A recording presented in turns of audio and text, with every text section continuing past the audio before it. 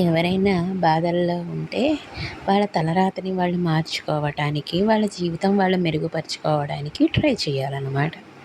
అలా ట్రై చేస్తే వాళ్ళ బాధల నుంచి, వాళ్ళ ఫ్రస్ట్రేషన్ నుంచి, వాళ్ళ స్ట్రెస్ నుంచి వాళ్ళు తట్టుకోగలిగి పైకి లేవగలుగుతారు. కానీ కొంతమంది ముందే అంటారు కదా! "ఈ కష్టం పగవాడికి కూడా రాకూడదు" అని అంటారు. ఎందుకంటే తాము బాధపడుతున్నట్టు ఎవరు బాధపడకూడదని.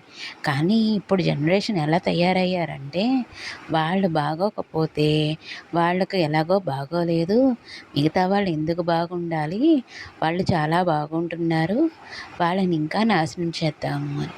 ఏ జన్మలో ఎప్పుడు తెలియక చేసిన పాపమో తెలీదు. ఈ జన్మలో అనుభవిస్తున్నారు. అది చాలదన్నట్టు ఎదుటివాడు బాగుంటే వాళ్ళు నాశనం చెయ్యాలని కోరుకుంటే ఆ భగవంతుడు వాళ్ళు మరింత కష్టాల పాలు చేసి వాళ్ళు మరింత అగాధంలోకి తోస్తారు.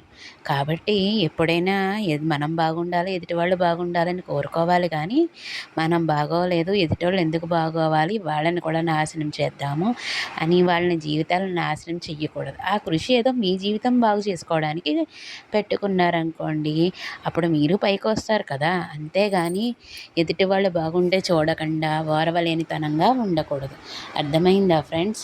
అందరూ అలాగా ఉంటే సమాజం కూడా బాగుపడుతుంది. ఒకరికొకళ్ళు సహాయం చేసుకొని అందరూ బాగుండడానికి ఉపయోగపడుతుంది. అంతేగాని ఎదుటోడిని నాశనం చేసినంత మాత్రాన వీళ్ళకేమన్నా వస్తుందా? వీళ్ళ జీవితం బాగోలేదు. ఓకే. ఇప్పుడు వాళ్ళ జీవితం బాగోలేదు కాబట్టి ఇంకొకళ్ళ జీవితం నాశనం చేసేస్తే వీళ్ళ జీవితం బాగుపడుతుందా? బాగుపడదు కదా! అందుకనే వాళ్ళ జీవితం బాగుండేలా చూసుకొని, వాళ్ళ జీవితానికి ఏం అడ్డంకులు, అవరోధాలు ఉన్నాయో వాటినన్నిటిని అధిగమించి అభివృద్ధి చెందేలా చూసుకొని, వీళ్ళని చూసి మిగతా వాళ్ళు గర్వపడేలా ఉండాలి కానీ, వీళ్ళని చూసి అసహ్యించుకునేలా వాళ్ళ జీవితాలు తయారు చేసుకుంటున్నారు. ఎందుకు ఫ్రెండ్స్? అందరూ బాగుండాలనే కదా కోరుకోవాలి. ఇంకొకళ్ళు నాశనం అయిపోవడంలో ఏముంది తృప్తి? ఆ బుద్ధిని అందరూ మార్చుకుంటే సమాజం కూడా బాగుంటుంది, ఉన్నతిలోకి వస్తుంది. అందరూ బాగుండాలని కోరుకున్న రోజు నువ్వు బాగుంటావు.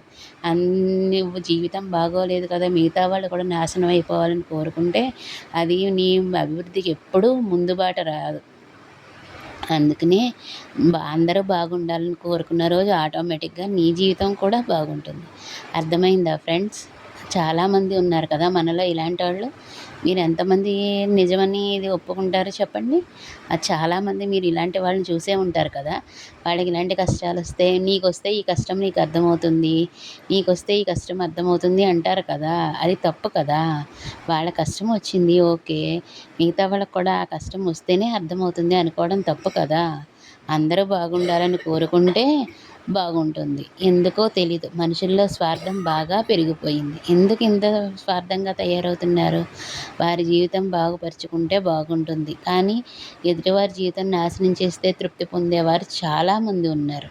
ఎందుకు ఇంత స్వార్థంతో జనాలు ఉంటున్నారో అర్థం కావటం లేదు కదా! మనిషికి వేరే శత్రువులెవరూ ఉండక్కర్లేదు. మనిషికి మనిషే ఓర్వలేనంత నీచానికి దిగజారుతున్నారు. ఎందుకిలా దిగజారుతున్నారు? ఆళ్ళ కోరికలు ఎక్కువయ్యా, ఆశలు ఎక్కువయ్యా, వాళ్ళ జీవితాన్ని వాళ్ళు ఎందుకు అభివృద్ధి పరుచుకోలేకపోతున్నారు? ఎదుటోళ్ళని నాశనం చేసేందుకు ఉపయోగించే అన్ని చర్యల్లోనూ ఒకటో వంతు వాళ్ళు చేసుకుంటే వాళ్ళ జీవితం బాగుపడుతుంది. ఎప్పుడూ ఒకరిని చూసి ఏడిస్తే వాళ్ళ జీవితాలు బాగుపడవు కదా! మనకు లేదని ఏడిస్తే ఒక కన్ను పోతుందంట. అదే ఎదుటోడికి ఉందని చూసి ఏడిస్తే 2 కళ్ళు పోతాయట. అందుకని ఎదుటోళ్ళని చూసి ఏడవడం మానేసి మీ జీవితాలను బాగుపరుచుకోవడానికి ట్రై చేయండి. ఇలా ట్రై చేసినప్పుడు ఎంతో కొంత ఫలితం ఇస్తాడు కదా దేవుడు. మీరు బాగున్నారు, మీరు మంచిగా ఉన్నారు అనుకుంటే దేవుడే కరెక్ట్‌గా ఫలితాన్ని ఇస్తాడు. అంతేగాని ఎదుటోడి జీవితాన్ని అగాధంలోకి తోసినంత మాత్రాన మీరు అభివృద్ధిలోకి రారు కదా! మీరు అభివృద్ధిలోకి రావడానికి ఏం చేయాలో అది ఆలోచించండి. అంతేగాని మిగతా వాళ్ళందరూ నాశనం అయిపోవాలి అని కోరుకోకండి. అర్థం చేసుకుంటారు కదా!